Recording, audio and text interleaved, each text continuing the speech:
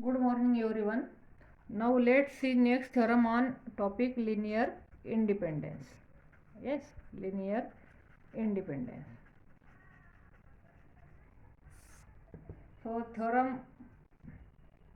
statement of theorem is let V be a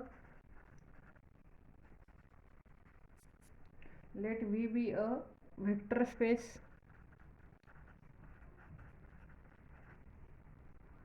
over F if V1 V2 up to Vn belongs to V are linearly independent, then every element in their linear span has a unique representation in the form alpha 1 v1 plus alpha 2 v2 plus alpha n vn, where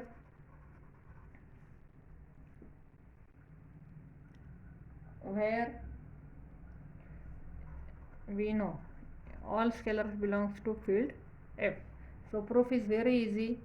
What they are asking, let V be a vector space over a field F and V1 V2 Vn are linearly independent vectors. Okay, then every element in their linear span. So what is linear span of V1 V2 Vn? We can write linear span of V1 V2 Vn is like this: alpha 1 V1 plus alpha 2 V2 plus alpha n Vn. Yes, has a unique representation. We can write by theorem we can say that we can write linear span only like this. On contrary, okay, we have to prove that this is a unique representation. This representation is unique. But on contrary, suppose we can write linear span is like this. There are, suppose we can write beta 1 alpha 1 plus beta 2 beta 1 v1 plus beta 2 v2 up to beta n vn. Suppose linear span has two representation, not unique representation. We are giving proof by contradiction. Okay, then call this as suppose equation 1 and this equation has 2. Okay, see, LHS is same, then we can say that this implies RHS is also same. RHS is also same. So we can write what? Alpha 1 v1 plus alpha 2 v2 plus alpha 3 v3, yes, up to alpha n vn is equal to beta 1 v1 plus beta 2 v2 up to beta n vn. This implies what? Alpha 1 minus beta 1 v1 plus alpha 2 minus beta 2 v2 and alpha n minus beta n vn is equal to 0.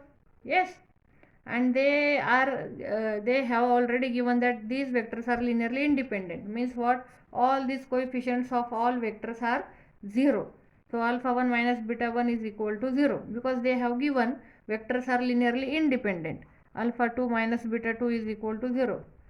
Alpha n minus beta n is equal to 0. Yes, so this implies what? Alpha 1 is equal to beta 1, alpha 2 is equal to beta 2, alpha n is equal to beta n, and they have given v1 up to vn are linearly independent. Yes, so what? This implies what? This implies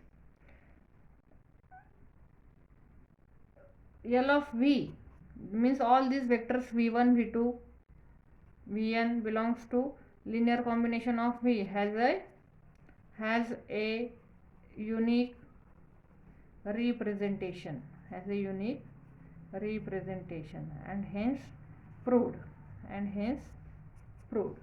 Yes. Thank you.